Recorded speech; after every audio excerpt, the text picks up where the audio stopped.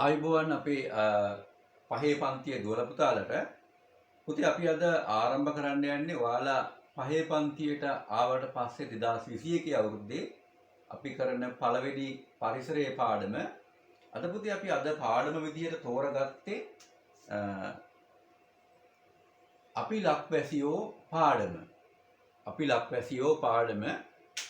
දැන් ඔයාලා එහෙනම් ඔයාලගේ ටියුට් එකේ පෙරලා ගන්න පහ පරිසරය අපි ලක්වැසියෝ සතිය 1 කියන පාඩම් පත්‍රය. හරි. අපි දැන් මේ පාඩම් පත්‍රයේ තියෙන ක්‍රියාකාරකම් එකින් එක බලමු මොනවද තියෙන්නේ කියලා. ක්‍රියාකාරකම 1 අපේ රටට ජාත්‍යන්තර ලෙස ගෞරවයක් ගෙන ආ ශ්‍රී ලාංකිකයෝ. හරි. දැන් ඔයාලා පුතේ මේ ක්‍රියාකාරකම බලන්න මේකේ මොනවද තියෙන්නේ කියලා අපි මේවා තියෙනවා එකින් එක ඡායාරූපත් එක්කම බලමු.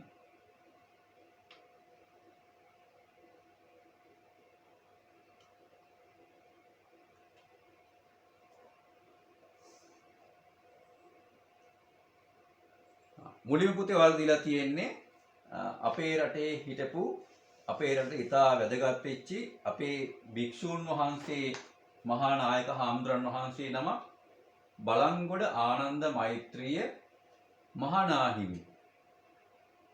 එතකොට පුතේ අපි බලමු මෙතුමා කරලා තියෙන විශිෂ්ට සේවය තමයි මොකද්ද? එන්වහන්සේ කරලා තියෙන්නේ බුදුදහම ලොව ප්‍රචලිත කිරීම. අපේ ලංකාවේ හිටපු ශ්‍රේෂ්ඨ භික්ෂුන් වහන්සේ නමක් නායක හාමුදුරන් වහන්සේ නමක් මෙතුමා කරලා තියෙන සේවය තමයි බුදුදහම ලොව ප්‍රචලිත කිරීම. මේ තියෙන්නේ පුතේ බලංගොඩ ආනන්දයි මෛත්‍රිය මහානාහිමියන්ගේ ඡායාරූපයක්. අපි බලමු ඊළඟට මොකද්ද තියෙන්නේ කියලා අංක 2 විදිහට. ඩිලන්ත මාළගමුව මහතා. එතුමාගේ මොකද්ද ලංකාවට ගෞරවයක් ගෙන ආපු ශාස්ත්‍රය තමයි ක්‍රීඩා ශාස්ත්‍රය. ඒතර පුතේ ඩිලන්ත මාළගමුව මහතාගේ ක්‍රීඩාව තමයි මෝටර් රථ තරඟ වලට අපි දන්නවා මෝටර් රථ ධාවනය කරනවා. ඒකේ මෝටර් රථ ධාවන ශූරයෙක් තමයි මෙතුමා ලෝකේ පුරා පවා ගිහිල්ලා ජයග්‍රහණයන් ලැබලා තිනවා ලංකාවට ගෞරවයක් ගෙනල්ලා තියෙනවා. මේ තියෙන ඩිලන්ත මාළගම මහතාගේ ඡායාරූපයක් සහ එතුමා තරඟයක් ජයග්‍රහණය කරපු අවස්ථාවක ගත්තු ඡායාරූපයක්. දැන් බලන්න එතුමාගේ කාර් එකේ හැමතැනම ගහලා තියෙන්නේ මොකද්ද? අපේ ලංකාවේ ජාතික කොඩිය. ජාතික කොඩිය. එතකොට එතුමා ඒ ලෝකේ කොහේ ගියා ජයග්‍රහණය කෙරුවත් එතන කැපිලා පේනවා අපේ රට. බලමු ඊළඟ මහාචාර්ය සරත් ගුණපාල මහතා. එතන එතුමා අපේ රටට කීර්තියක් ගෙනාවේ අභ්‍යවකාශ විද්‍යාවේ. අභ්‍යවකාශ විද්‍යාවේ. මේ තියෙන්නේ මහාචාර්ය සරත් ගුණපාල මහතාගේ ඡායාරූපයක්. පුතේ මෙතුමා ගැන විස්තරයක් කියනවා නම් මේක අපිටත් ආඩම්බරයක්. මොකද මෙතුමාගේ ගම් ප්‍රදේශයත් කෑගල්ලේ යටියන්තොට ගම් ප්‍රදේශය. එතුමා ඉපදිලා තියෙන ඉස්කෝලේ ගිහිල්ලා තියෙන්නේ යටියන්තොට ප්‍රදේශයේ. ඒ නිසා අපිටත් ලොකු ආඩම්බරයක්. මෙතුමා කරපු විශිෂ්ට ක්‍රියාව තමයි ඔයාලා පුතේ මතක ඇති මීට අවුරුදු කීපයකට කලින් අඟහරු ග්‍රහයා වෙත යානයක් යවුවා තොරතුරු හොයන්න. ඒ යානය පාත්ෆයින්ඩර් කියලා යානයක්. ඒකේ කැමරාව හැදුවේ කැමරාව නිර්මාණය කෙරුවේ මෙතුමා. මෙතුමා දැනට සේවය කරන්නේ ඇමරිකාවේ අභ්‍යවකාශ පිළිබඳ පර්යේෂණ කරන NASA ආයතනයේ. ඒකේ පළමු පෙළේ විද්‍යාඥයෙක් මහාචාර්ය සරත් ගුණපාල මහතා. ඊළඟට ජයන්ති කුරු උතුම්පාල මහත්මිය. මෙතුමිය පුතේ අපේ රටට කීර්තියක් ගෙනල්ලා තියෙන්නේ කඳු තරණය කිරීමෙන්. කඳු තරණය කිරීමෙන්. ඒකත් ඉතා දුෂ්කර කාර්යයක්, දුෂ්කර කටයුත්තක්. විශාල චිත්ත ධෛර්යයක් ඕනේ මේ වගේ දෙයක් කරන්න. මේ තියෙන්නේ එතුමියගේ ඡායාරූපයක්. පළවෙනි එකේ එතුමියගේ ගෙදරදී ගත්තු ඡායාරූපයක්. දෙවෙනි එකදී එතුමිය ඒ කඳු නැගීමේ කටයුත්තක් අතරතුර ගත්තු ඡායාරූපයක් තියෙනවා. මෙතුමිය පුතේ කරපු විශිෂ්ටම දේ තමයි ලෝකේ උසම කන්ද වන එවරස්ට් කන්ද තරණය කරපු ශ්‍රී ලාංකික සිංහල කාන්තාවක්. එතකොට ඒ කන්ද තරණය කළ එවරස්ට් කන්ද මුදුනට තරණය කළ තියෙන ලෝකෙ ඉතා කිහිප දෙනයි. ඒ කිහිප දෙනාගෙන් එක්කෙනෙක් තමයි ජයන්ති කුරු උතුම්පාල මහත්මිය. ඊට පස්සේ තියෙනවා සුසන්තිකා ජයසිංහ මහත්මිය. එතුමිය අපේ රටට කීර්තියක් ගෙනාවේ ක්‍රීඩා ක්ෂේත්‍රයේ දිවීම් තරඟවල මීටර් 100 200 වගේ කෙටි දුර දිවීම් වලින් අපේ රටට ඒ කියන්නේ පුතේ මේ විශාල ඔලිම්පික් පදක්කම් පවා මෙතුමිය අපේ රටට ගෙනල්ලා තියෙනවා. මේ තියෙන එතුමියගේ ඡායාරූපයක් එකක් තියෙනවා තරගයක් ජයග්‍රහණය කරපු අවස්ථාවක් සහ ඔලිම්පික් පදක්කමක් අපේ රටට ඔලිම්පික් පදක්කම් දැනට දෙකයි හම්බෙලා තියෙන්නේ. එකක් ඔය ඩන්කන් වයිට් මහතා කඩළු පැනීමේ ක්‍රීඩාවෙන් ඊළඟ දෙවෙනි පදක්කම ගෙනාවේ මේ සුසන්තිකා ජයසිංහ මහත්මිය. ඒකත් අපිට ආඩම්බරයක්. මොකද මෙතුමියත් මේ කෑගල්ලේ ඔය දැඩිගම වරකපොළ ප්‍රදේශයේ ඒ කියන්නේ අපේම දිස්ත්‍රික්කයේ බිහිවිච්ච ක්‍රීඩිකාවක්. ලෝකයට ගිය ක්‍රීඩිකාවක්. දැන් WD අමරදේව මහතා. එතුමා පුතේ අපේ රටට කීර්තියක් ගෙනාවේ සංගීතය සහ ගායනය කියන ක්ෂේත්‍රයෙන්. අපි දන්නවා අපේ රටේ තිබෙන විශිෂ්ටම ගායකයෙක් තමයි මෙතුමා. මේ තියෙන එතුමාගේ ඡායාරූප දෙක. එතුමා පුතේ අපේ දැන් ඔයාලා දන්න අපි දන්න ගොඩාක් සින්දු ඔය රත්නදීප ජන්මභූමි වගේ සින්දු ගීත මෙතුමා ගායනා කරලා තියෙනවා. ඒ වගේම අපේ රටට අපේ රට ගැන හොඳ හැඟීම් දනවන ඉතා විශිෂ්ට ගීත ගණනාවක් මෙතුමා ගායනා කරලා තියෙනවා. එතුමා ජාත්‍යන්තර සම්මානයට පවා පාත්‍ර වුණා. එකක් ඔය පුතේ පිලිපීනෙන් දෙනවා මැග්සයිසේ සම්මානය කියලා ලෝකෙ කීප දෙනාටයි දෙන්නේ. ඒ සම්මානයෙන් පවා මෙතුමා සම්මානයට පාත්‍ර වෙලා තියෙනවා. සිබිල් වෙත්තසිංහ මැතිණිය. මෙතුමිය ගැන පුතේ ඔයාලා හොඳට දන්නවා. මොකද මෙතුමිය ගොඩාක් ප්‍රසිද්ධ වුණේ අපේ රටට කීර්තියක් ගෙනාවේ ළමයින්ට කතා ලියලා. ළමා කතා ලිවීමෙන්. ඔයාලා අනිවාර්යයෙන්ම මෙතුමියගේ චිත්‍ර මේ මෙතුමිය ලියපු කතාවක් කියවලා තියෙන්න ඕනේ. එහෙම කියවලා නැත්නම් ඒක ඔයාලගේ ලොකු අඩුවක්. සිබිල් වෙත්තසිංහ දැන් ඔයාලා පුතේ මේ සිබිල් වෙත්තසිංහ දැන් මේ මෙතුමිය ගැන පාඩමක් තියෙනවනේ 4 පන්තියේ. ඒ පාඩමත් ඔයාලා කියවලා තියෙන්න ඕනේ. අනික මෙතුමියගේ චිත්‍ර අමුතුම චිත්‍ර වර්ගයක්. ඒ චිත්‍ර දැක්කම අපිට අනිවාර්යයෙන්ම මෙතුමිය මතක් වෙන්න ඕනේ. මොකද මෙතුමියගේ චිත්‍රය එතුමියටම ආවේනික චිත්‍ර වර්ගයක්. හරි. මෙතුමිය පුතේ ජාත්‍යන්තර සම්මානට පාත්‍ර වුණා. ඒක ඉස්සරහේ කුඩ හොරා කියලා පොතක් ලියලා ඒක ජපානයේ ඔය ජාත්‍යන්තර සම්මාන අවස්ථාවකදී එතුමියගේ පොත් ජයග්‍රහණය කරලා තියෙනවා. ඊළඟ තරිඳු දයාරත්න මහතා. මෙතුමා පුතේ එච්චර වයස නෑ. ඔයාලා වගේ අයියා කෙනෙක් මෙතුමා. මෙයා ඉස්කෝලේ ගියේ ඔයාලට ලොකු ආඩම්බරයක් පින්නවල මධ්‍ය මහා විද්‍යාලයට. ඒකෙන් බිහිවෙච්ච ශ්‍රේෂ්ඨ විද්‍යාඥයෙක් තමයි මෙතුමා. මෙතුමාත් ඔය ලංකාවට අභ්‍යවකාශ විද්‍යාව පැත්තෙන් විශාල කීර්තියක් ගෙනාවු දරුවෙක්. නැත්තම් එයා දැන් තරුණේ. අපිට විශේෂයෙන් ආඩම්බර වෙන්න ඕනේ. එතුමා කෑගල්ල දිස්ත්‍රික්කයෙන් බිහිවෙච්ච ශ්‍රේෂ්ඨ පුද්ගලයෙක්. මේ තියෙන එතුමාගේ ඡායාරූපයක්. එතුමා ඒ ඇමරිකාවේ පර්යේෂණ ආයතනයේදී ගත්තු ඡායාරූපයක්.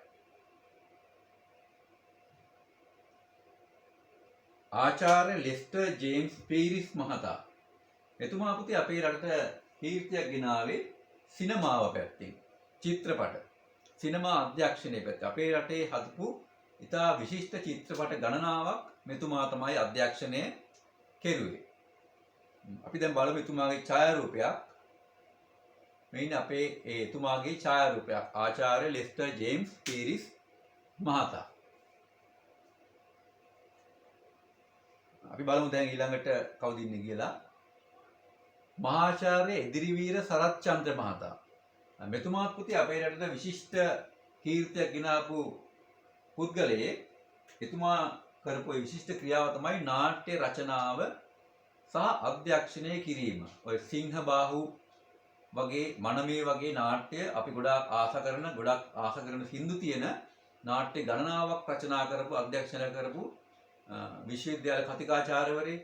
ඒ වගේ ගොඩාක් සේවයක් කරපු පුද්ගලයෙක් තමයි මහාචාර්ය එදිරිවීර සරච්චන්ද්‍ර මහතා. මෙතින් එතුමාගේ ඡායා රූපයක්. දැන් අපි දන්නවා පුතේ අර ගොඩාක් ඔය ඔයාලා නාට්‍ය ගීත අපිට හම් වෙනවා අපේ විෂය නිර්දේශයේදී. ඒවා ගොඩාක් මෙතුමා රචනා කරපේවා තියෙනවා. අපි බලමු ඊළඟ ක්‍රියාකාරකම මොකක්ද කියලා. ක්‍රියාකාරකම 2 අපේ රටට ආවේනික දේවල් හා ඒවායේ තියෙන විශේෂ ලක්ෂණ. පළවෙනි ප්‍රශ්නේ තියෙන පුතේ අපේ රටට ආවේනික ආහාර වර්ග. මෙන්න තියෙන ආහාර වර්ග මොනවද? කැවුම්, අලුවා, වැලිතලප, කොකිස්, කුරහන් තලප, තව මේකට ගත්ත හැකි. හැලප, ඒ වගේ දේවල් අපි අවුරුද්දට හදන ගොඩාක් කැවිලි වර්ග එක එක ප්‍රදේශ වලට ආවේනික ඒවාක් තියෙනවා. ඒ වගේ දේවල් පුතේ අපිට ලියන්න පුළුවන් ගණනාව. මේ ඔක්කොම ලියන්න ඔයාලට අමාරුයි. හැබැයි මේ හැම දෙයක්ම දැනගෙන ඉන්න ඕනේ. මේ කැවුම් වර්ග කිව්වහම අතිරස කියලා තියෙනවා, කොණ්ඩ කැවුම්. ඒ වගේ විවිධ කැවුම් වර්ග තියෙනවා. ඊට පස්සේ තියෙනවා අපිට හම්බ වෙනවා 2 අපේ රටට ආවේනික බීම වර්ග. පුතේ විශේෂයෙන්ම කොළ කැඳ කියන එක අපේ රටේ මිනිස්සු අතර ගොඩාක් ප්‍රිය කරන ඉතා පෝෂ්‍යදායි පානයක්. මේ කොළ කැඳ කියන එක අපි බොන්න ඕනේ උදේ කාලේට අපේ ශරීරයට අවශ්‍ය ශක්තිය සහ පෝෂ්‍ය පදාර්ථ විශාල බොහෝ ගණනාවක් අපිට මේ කොළ කැඳ භාවිතේ ලබා ගන්න පුළුවන්. ඊට පස්සේ පුතේ මේ තැඹිලි කියන්නේ අපේ රටේ මිනිස්සු අතර ඉතාම ජනප්‍රිය බීමක්. ඉස්සර කාලේ අපේ ගෙදරට කවුරු හරි ආවත් අපි සංග්‍රහයක් කරන්නේ බොහෝ වෙලාවට මේ තැඹිලි වතුර වීදුරුවකින්. ඒකක් අපේ ශරීරයට අවශ්‍ය හොඳ බීම වර්ගයක්. ඔය කඩවල් වල තියෙන නොයෙක් කෘතිම බීම වර්ග බොන්න නැතුව අනික ඒවට වැඩිය මේවා ලාභයි නේද? ඕනතර ලබා ගන්න පුළුවන්. අපි බලමු ඊළඟ ප්‍රශ්නේ මොකක්ද කියලා. අංක 3 අපේ රටට ආවේනික සත්වයේ සත්තු ගණනාවක් ඉන්නවා. දඬුලේන, වලිකුකුලා, කලවැද්දා, හම්බාවා, තව පුතේ මේ කුරුල්ලු ගන්නත් පුළුවන් මේකට. මාළු වර්ග ගණනාවක් ඉන්නවා. ඒවා ඔයාලා හොයලා බලන්න ඕනේ. ඒ සත්තු එක්කෙනෙක් දෙන්නෙක් ලිව්වට ගොඩාක් දේවල් දැන් ඔය අපිට පුතේ අලුතෙන් හම්බෙලා තියෙන මුදල් කාණ්ඩය. නව මුදල් නෝට්ටු කාණ්ඩේ ඒකේ හැම එකකම ඉන්නේ දැන් සමනලෙක් ඉන්නවා. කුරුල්ලෙක් ඉන්නවා. ඒ හැම එක්කෙනෙක්ම අපේ රටට ආවේනික අය. ඒතකොට ඒවැ නම් පවා දැනගැනීමෙන් අපිට මේකට තව උදව් ලබා ගන්න පුළුවන්. මේ මුලින්ම රූපේ ඉන්නේ දඬුලේන. එයා තමයි අපේ රටේ ජාතික සත්වයා. ඊට පස්සේ ඉන්නේ වලිකුකුලා. එයා තමයි අපේ රටේ ජාතික පක්ෂියා. මේවත් ඔයාලා දැනගෙන ඉන්න ඕනේ. ඊට පස්සේ තියෙනවා අපේ රටේ සුන්දර භූමි ප්‍රදේශ. ඔයාලා දන්න පුතේ අපේ රට කියන්නේ ලෝකෙ තියෙන ඉතාම අලංකාරම රටක්. ඒතකොට අලංකාර රටේ තවත් බොහෝ අලංකාර ප්‍රදේශ තියෙනවා සංචාරකයන්ගේ ආකර්ෂණය දිනාගත්. නුවරඑළිය, නිලාවැලි, යාල, වස්ගමුව, කල්කුඩා. දැන් පුතේ මේකේ නුවරඑළිය කියන්නේ අපි දැන් බලමු මේ ඡායාරූපත් එක්ක මේ ප්‍රදේශ මොනවද කියලා. මේ තියෙන නුවරඑළිය ප්‍රදේශයේ ඡායාරූපයක්. ඉතා සීතල දේශගුණයක් තියෙන කොළ පාට පරිසරයක් තියෙන දිය ඇලි ගලාගෙන යන ප්‍රදේශයක් තමයි නුවරඑළිය කියන්නේ. ඒ වගේම තේ වතු යායවල් පේන්න තියෙනවා. විශාල වනාන්තර ප්‍රදේශ. ඒ වගේම ආවේනික වෙච්ච ශාක විශේෂ ගණනාවක් මේ නුවරඑළිය ලෝකාන්තයේ වගේ ප්‍රදේශයක් ගන්න පුළුවන් නුවරඑළිය දිස්ත්‍රික්කයේ ප්‍රදේශය. මේ තියෙන සිංහරාජ වනාන්තරයත් අපේ රටේ තියෙන ඉතාම සුන්දර ප්‍රදේශයක්. ලෝකයේ තියෙන පැරණිම වනාන්තරයක්. අපේ රටට ආවේනික ශාක වර්ග, සත්තු වර්ග ගණනාවක් වාසය කරන ප්‍රදේශයක් සිංහරාජ වනාන්තරය. මේක දිස්ත්‍රික්ක ඔය රත්නපුර, ගාල්ල වගේ දිස්ත්‍රික්ක කීපයක් පුරා විහිදිලා යනවා.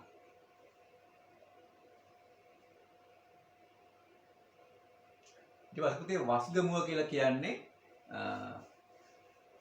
ජාතික වනෝද්‍යානය. කියන්නේ සත්තුන්ට සහ ශාක වලට නිදහසේ හැසිරෙන්න පුළුවන් මිනිස්සුන්ට ඒව දඩයන් කරන්න තහනම් ඒ ප්‍රදේශ.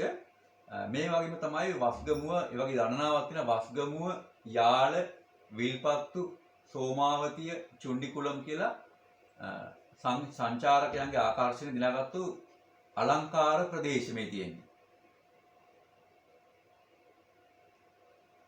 මෙතන පුතේ නිලාවැලි. නිලාවැලි කියන්නේ ලංකාවේ තියෙන අලංකාරම ලස්සනම වෙරළ තීරයක්. මේක තියෙන්නේ ත්‍රිකුණාමලය දිස්ත්‍රික්කයේ. ත්‍රිකුණාමලය දිස්ත්‍රික්කයේ තියෙන නැගෙනහිර පළාතේ අලංකාරම වෙරළ තීරයක්. ඉතාම නොගැඹුරු මුහුදක් තියෙන්නේ. ඉතාම ලස්සනයි. සංචාරකයන්ගේ ආකර්ෂණය දිනාගත්තු ලස්සන වෙරළ තීරයක්. කල්කුඩා කියන්නේත් මේ වගේම ලස්සන වෙරළ තීරයක්. පහ අපේ රටේ පවතින කාලගුණ තත්ත්වයන්. අපේ රටේ පුතේ තියෙන සිසිල් කාලගුණයේ තියෙන ප්‍රදේශ තියෙනවා. ඔය නුවරඑළිය, මහනුවර වගේ ප්‍රදේශ සිසිල් කාලගුණයක්.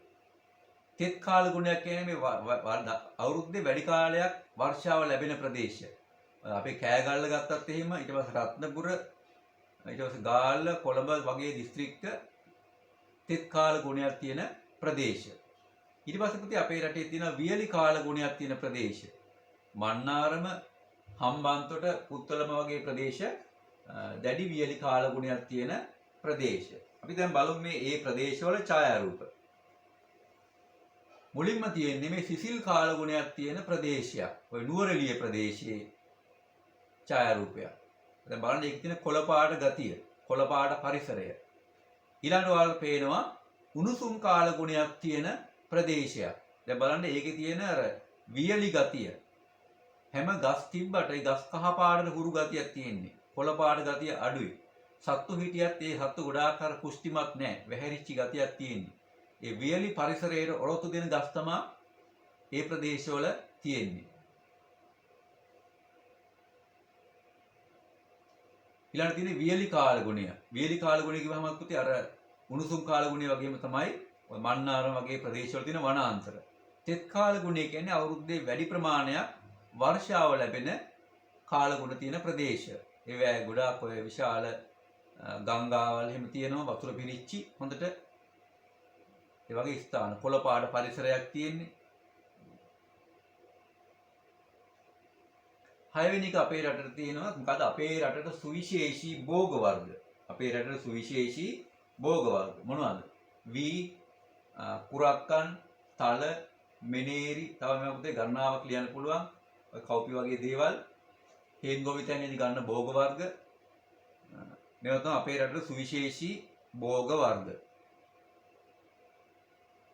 අපේ රටට සුවිශේෂී ඓතිහාසික ස්ථාන. ඓතිහාසික කියන්නේ ඉතිහාසයේ වැදගත් සිදුවීම් හා සම්බන්ධ ස්ථාන.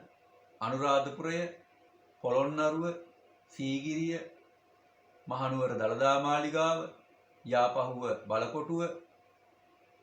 අපි බලමු මේවා දැන් ඡායාරූප.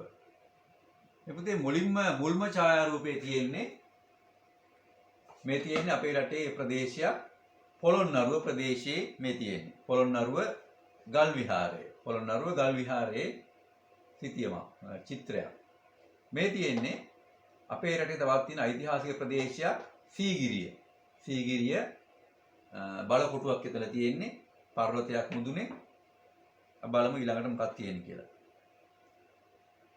මේ තියෙන්නේ අපේ රටේ තවත් ඒ වගේ ඓතිහාසික ප්‍රදේශයක් දඹුල්ල රජමහා විහාරය. දඹුල්ල රජමහා විහාරය. මේ තියෙන්නේ අපේ රටේ තවත් ඓතිහාසික ස්ථානයක් මහනුවර ශ්‍රී දළදා මාලිගාව. මහනුවර ශ්‍රී දළදා මාලිගාව.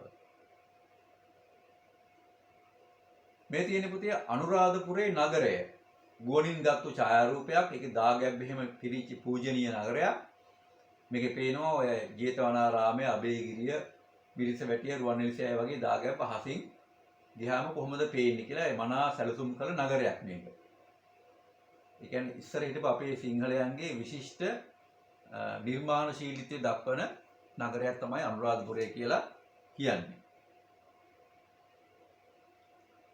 මේ තියෙන්නේ තවත් ඓතිහාසික ස්ථානයක් යාපහුව පර්වතයේ පිහිටි බලකොටුව.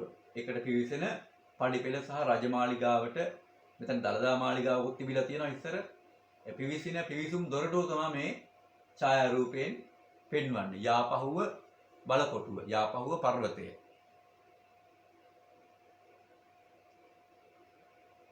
අපේ රටට ආවේනික ක්‍රීඩා.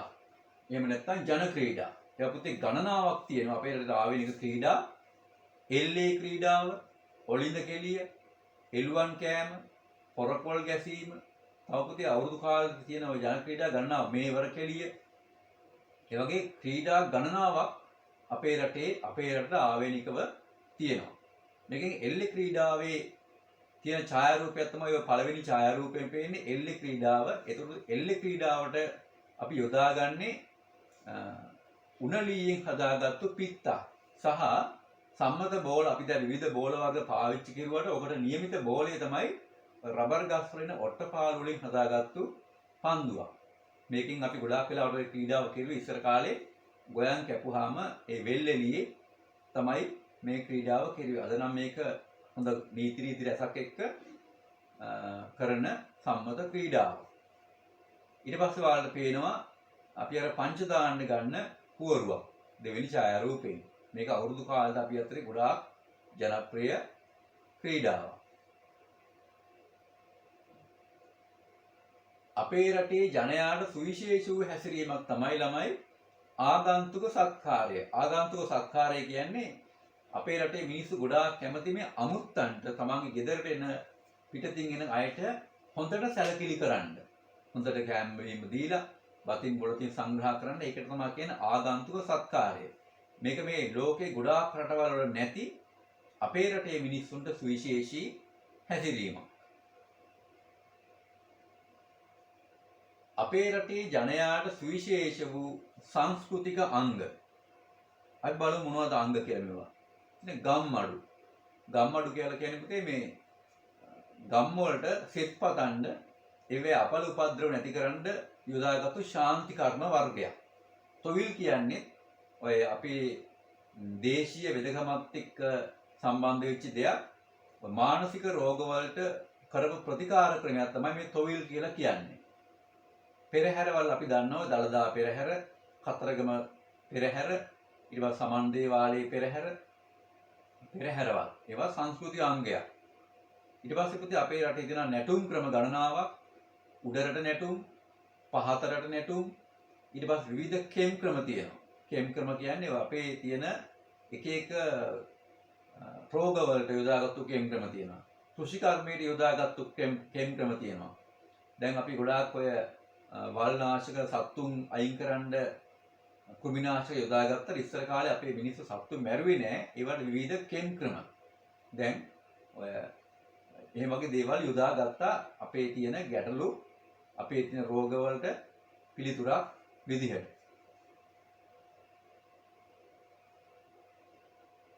මේ තියෙන පුතේ මේ වගේ සංස්කෘතික අංගයක් පළවෙනියෙන් පෙන්වන්නේ මහනුවර දළදා පෙරහැරේ එක්තරා අවස්ථාවක්. දෙවෙනි රූපයෙන් පෙන්වන්නේ ගම්මඩු යාගයක් පවත්වන්න සූදානම් වෙච්ච අවස්ථාවක්. දැන් බලන්න ඒකේ තියෙන අර සැරසිලි හිම හොඳට බලන්න. ඔය දෙවොල් කියලා කියන අපිට තොවිල් වලට මේ ආකාරයෙන්ම තමයි සැරසිලි කරන්නේ. මේ තියෙන්නේ පළවෙනි ඡායාරූපයේ තියෙන දේශීය වෙදකම කියන අපේ රටේ ආවේනික සංස්කෘතික අංගයක්. හෙළ වෙදකම, සිංහල වෙදකම සහ අපේ රටේ තවත් සංස්කෘතික අංගයක් තමයි මේ දුම්බර පැදුරු. පැදුරු රටාවල්. මේ දෙවෙනි ඡායාරූපයෙන් පෙන්වන්නේ ඒ පැදුරු වියන, දුම්බර පැදුරු වියන කාන්තාවන් දෙන්නේ. දුම්බර පැදුරු කියලා කියන්නේ දුම්බර කියන්නේ අපේ රටේ තියෙන ප්‍රදේශයක්. ඒ ප්‍රදේශය තමයි ලංකාවේ හොඳම අලංකාර පැදුරු වියන ප්‍රදේශය. ඉතා ප්‍රසිද්ධයි ඉස්සර කාලේ ඉඳලා පැදුරු සහ ඒ වගේ නිර්මාණශීලී ක්‍රියාවලට. ක්‍රියාකාරකම තුන අපට ආවේනික අපේ උරුමයන්. අපේ රටේ පිහිටි ඓතිහාසික ගොඩනැගිලි. පුතේ අපේ රට කියලා කියන්නේ ඊටාම ශ්‍රේෂ්ඨ ඉතිහාසයක් තියෙන රටක්. මේ රට ගොඩනැගුවේ සම්පූර්ණයෙන්ම සිංහල මිනිසුන් විසින් තමයි මේ රට ගොඩනැගුවේ. ඒ අතීත සිංහලයන්ගේ තියෙන ශ්‍රේෂ්ඨ ඉදිකිරීම් තාක්ෂණයක් තිබිලා තියෙනවා. අපි බලමු මේ සිංහලයන්ගේ අතීත සිංහලයන්ගේ ශ්‍රේෂ්ඨත්වය කොහොමද කියලා.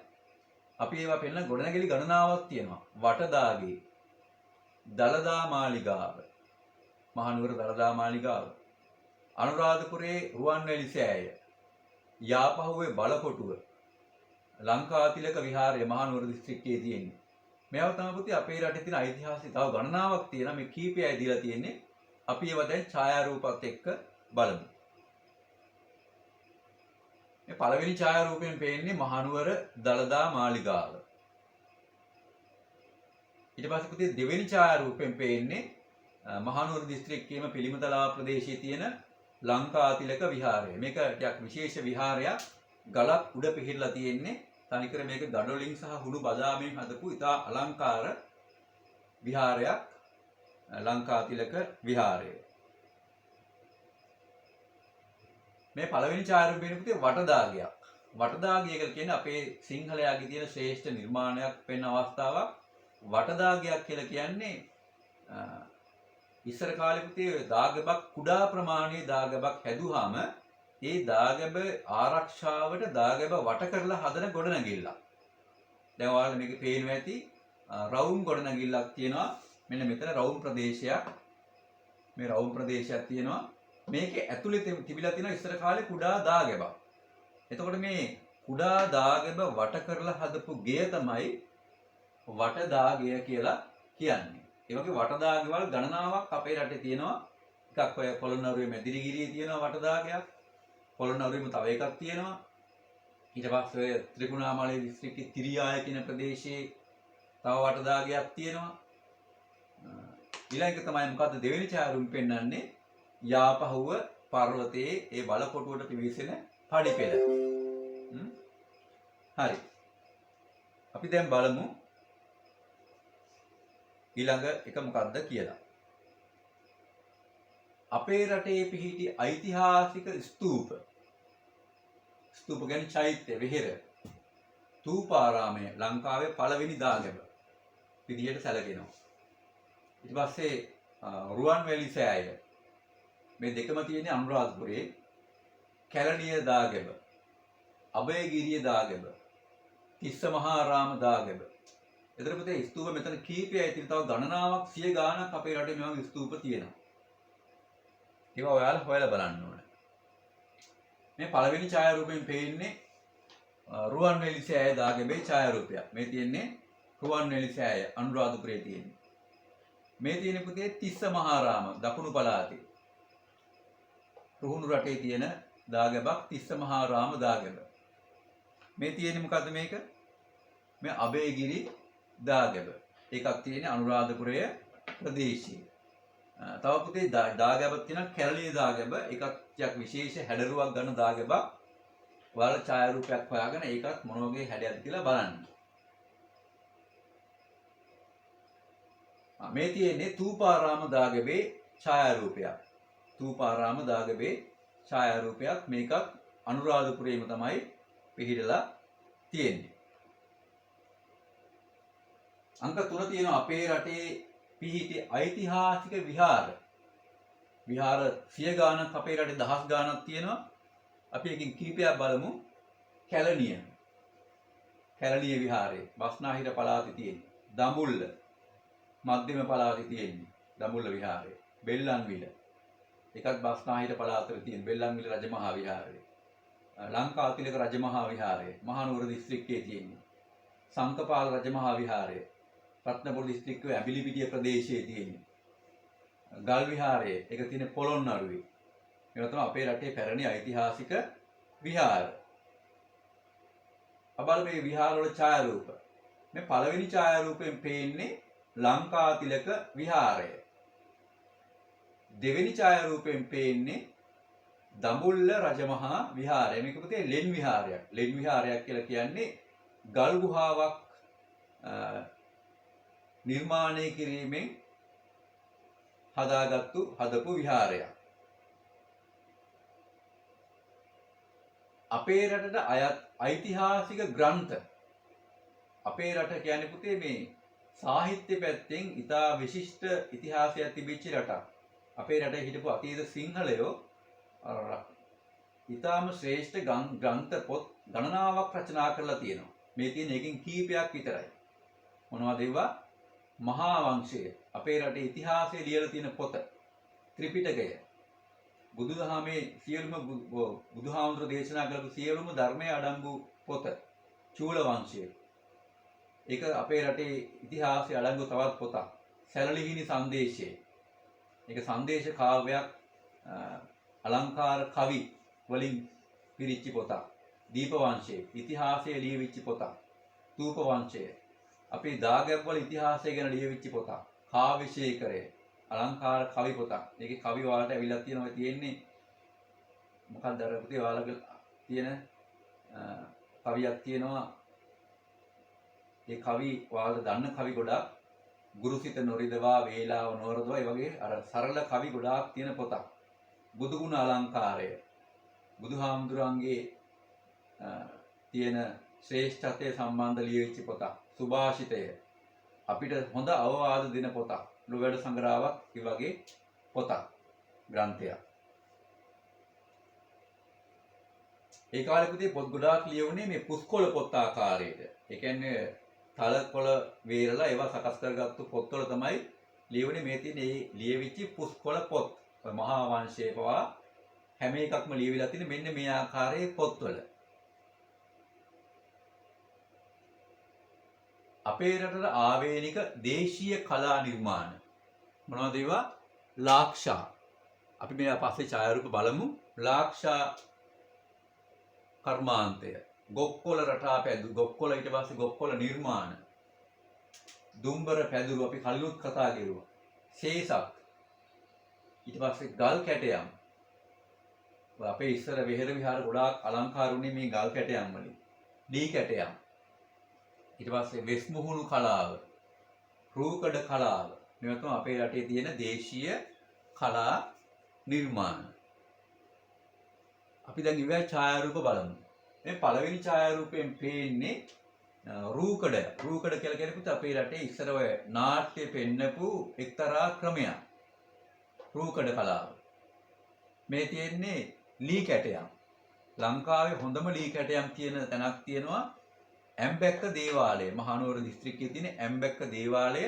ඒ ඇම්බැක්ක දේවාලයේ තියෙන ලී කැටයමක් තමයි මේ රූපයෙන් පෙන්눔 කරන්නේ. ඊට පස්සේ පුතේ මේ ගල් කැටයම් වලට ප්‍රසිද්ධ තැනක් තමයි අනුරාධපුරයේ ඉසුරුමුණිය විහාරය. මේ තියෙන මේ විහාරයේ තියෙන ගල් කැටයම්. මේකට කියනවා රජපෞල කියලා. මේකට කියනවා ඉසුරුමුණි පෙම්යුවල. මේවා ලෝකේ ඉතා ප්‍රසිද්ධ ගල් කැටයම්. මේ තියෙන පුතේ මේ ලාක්ෂා කර්මාන්තය කියලා අපි ඉස්සලා වචනයක් කියවුවා. ලාක්ෂා කර්මාන්තය කියන්නේ මේ පරිසරයෙන් හොයාගන්න විවිධ මකුළු මැටි ඒ වගේ දේවල් වලින් හොයාගන්න තින්ත වර්ගයකින් හදපු කැටයම් රටා දාපු රටා දාන ක්‍රමයක්. මේ ලාක්ෂා කර්මාන්තයෙන් අලංකාර කරපු භාජනයක්. ඒත් ලාක්ෂා කියන්නේ මේ භාජනයට නෙවෙයි, මේ භාජනය අලංකාර කරලා තියෙන තින්ත වර්ග. අන්නේ රටාවලට තමයි කියන්නේ ලාක්ෂා කියලා. මේ භාජනය අලංකාර කරලා තියෙන ලාක්ෂා කර්මාන්තය. මේ සේසතක්. මේ අපිට ඉස්සර පෙරහැරවලම ගිනිච්චා මේ සේසතේ මිට පවා අලංකාර කරනවා මේ ලාක්ෂා වලින්. මේ සේසත් හදනවා දුම්බර ප්‍රදේශයේ එක්තරා ගමක විවිධ ඉතාම අලංකාර රටා යොදලා. සේසත්. මේ තියෙන්නේ ගොක්කොළ නිර්මාණයක්. ගොක්කොළ වලින් හදපු පුන් කලසක්. මේ පුතේ යොදාගත්ත ඉස්සර අපේ රටේ ඔය පිරිත් මණ්ඩප හදන්න. ඊට පස්සේ මංගල උත්සව වල මගුල් පෝරුව හදන්න මේ ගොක්කොළ තමයි යොදාගත්තේ. මේ තියෙන්නේ දුම්බර පැදුරු. දුම්බර ප්‍රදේශයේ තමයි ලංකාවේ ලස්සනම පැදුරු වියන්නේ. ඒ ප්‍රදේශයේ වියන පැදුරු තමයි ඔය තියෙන්නේ. අපේ රටේ විශිෂ්ට ගල් කැටයම් පිහිටි ස්ථාන අවකන පිළිමය, සඳකඩ පහන අනුරාධපුරයේ තියෙනවා කීපයක්. ඉසුරුමුණිය විහාරයේ තියෙනවා ගල් කැටයම්. ගල් විහාරය පොළොන්නරුවේ තියෙනවා. අය අනුරාධපුරයේ මහමෙවුනාවේ සමාධි පුතු පිළිමය විශිෂ්ට ගල් කැටයමක්. අපි දැන් බලමු මේවා ඡායාරූප. අපි මේවා බැලුවා ඉස්සලා මේ දින පුතේ අනුරාධපුරයේ ඉසුරුමුණිය විහාරයේ ගල් කැටයම්. ඉසුරුමුණි පෙම්බියොල හා රජපෞල කියන කැටයම. මේ පොළොන්නරුව ගල් විහාරයේ තියෙන පිළිම වහන්සේලා එකක් විශිෂ්ට ගල් කැටයම් පිහිටි ස්ථානයක්. මේක තියෙන්නේ පොළොන්නරුව ගල් විහාරයේ. මේ තියෙන්නේ අනුරාධපුරයේ අනුරාධපුරයේ මහමෙවුනාවේ සමාධි බුදු පිළිමය. එකක් ඊටම ශ්‍රේෂ්ඨ නිර්මාණයක් කළු ගලෙන් කරපු. මෙතින පුතේ පොළොන්නරුවේ තියෙන පරාක්‍රම සමුද්‍රයේ ඉස්සර තියෙන පරාක්‍රම බාහුව මහ රජතුමාගේ පිළිරුව. මේකත් ඉතා විශිෂ්ට ගල් කැටයමක්.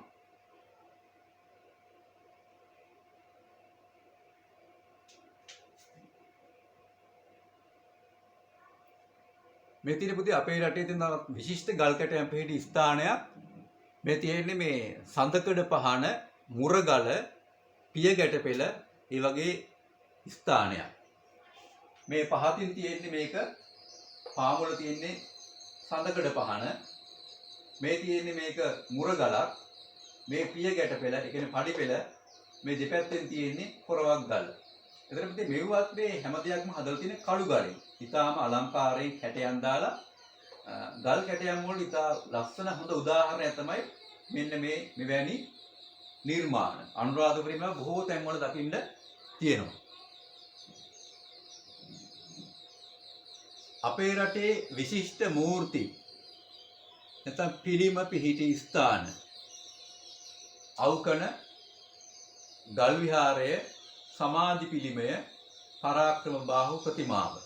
ඒ කියන්නේ පුතේ මේ පිළිම තියෙන මේ වේ.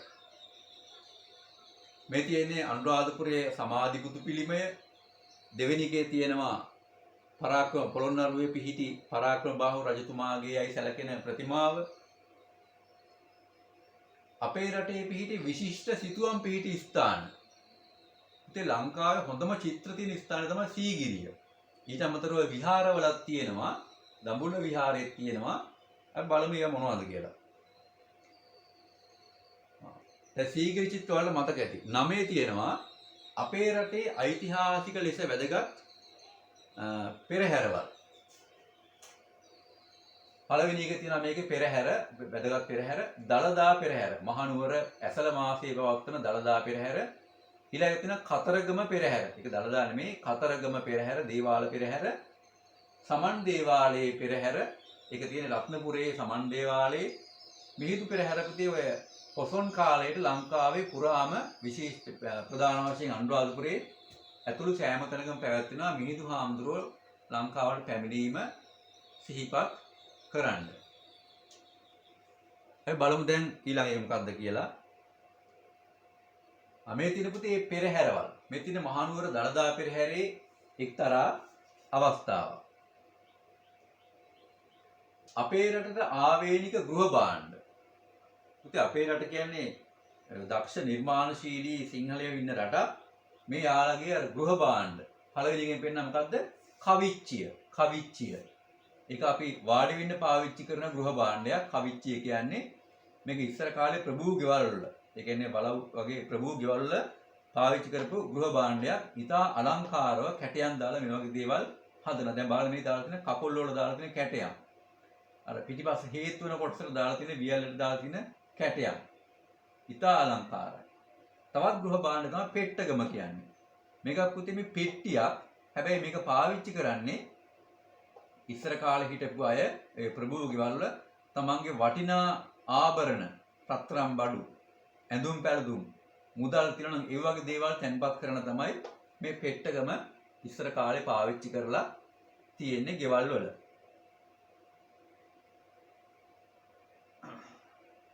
අපේ රටට විශේෂ වූ රූකඩ කලාවට ප්‍රසිද්ධ ප්‍රදේශය තමයි මොකක්ද? අම්බලන්ගොඩ. අම්බලන්ගොඩ. මේ තියෙන පුතේ රූකඩ කලාව. වෙස්මුණු වලත් පුතේ අපේ රටේ අම්බලන්ගොඩ ප්‍රදේශය ඊටාම ප්‍රසිද්ධයි. අපේ රටට විශේෂ වූ සටන් ක්‍රමයක් තියෙනවා අංගම්පොර කියලා. ඒක ගොඩක් ඔය දේශීය ක්‍රමයට යන සටන් ක්‍රමයක්. භාවනාවත් මේකට සම්බන්ධයි. අපේ රට බේරගන්න ඉස්සර කාලේ හිටපු ගොඩාක් ඔය සෙබළු මෙන්න මේ සටන් ක්‍රමය ප්‍රගුණ කරපු අය. මේ සටන් ක්‍රමය පුතේ මේ පැවතිලා තියෙන පරම්පරාවෙන් පරම්පරාවට. ඉස්සර කාලේ වගේ පරම්පරා කීපයක් හිටියා.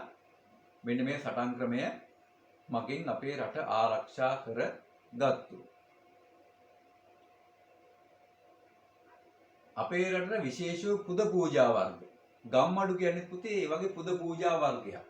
ශාන්ති කර්ම, දෙවොල්, තොවිල්, කිරිකොරහ. දැන් මේ ඡායාරූපයේ තියෙන්නේ ගම්මඩු යාගයක් පවත්වන්න සූදානම් වෙන අවස්ථාවක්. දෙවොල් කියලා කියන්නේත් මේ ආකාරයෙන්ම සහ තොවිල් කියන්නේත් පුතේ මේ ආකාරයෙම එකක්. කිරිකොරහා කියන්නේ අපේ රටේ විශේෂ වුණාට ඒක තිබ්බේ වැදි ජනයා අතර. කිරිකොරහා නැටුම ඇති වැදි ජනයාට. නමුත් ඒක අපේ රටේ දෙයක්. අපට සුවිශේෂව යහපත් සිරිත් ආගන්තුක සත්කාරය දන්සැල් පැවැත්වීම කියන අපේ රටේ සිංහලයන්ට මේ බුදුදහම ආශ්‍රයෙන් ජීවත් වීම නිසා ඇතිවෙච්ච විශේෂම දෙයක් තමයි මේ දානය දීම, දන්සැල් පැවැත්වීම. අපේ රටේ පිහිටි ලෝක උරුම ස්ථාන ජයශ්‍රී මහා බෝධිය, දළදා මාලිගාව මහනුවර, සීගිරිය, සිංහරාජ වනාන්තරය. මේ තමයි අපේ රටේ ලෝක උරුම ස්ථාන. අපි මේ ඡායාරූප දැන් බලමු. මේ තියෙන්නේ අනුරාධපුරයේ පිහිටි ජයශ්‍රී මහා බෝධිය. සිංහරාජ අඩවිය, සිංහරාජ වනාන්තරය. සීගිරිය පර්වතය, සීගිරිය බලකොටුව. මහනුවර ශ්‍රී දළදා මාලිගාව. මේ තමයි අපේ රටේ පිහිටි ලෝක උරුම ස්ථාන.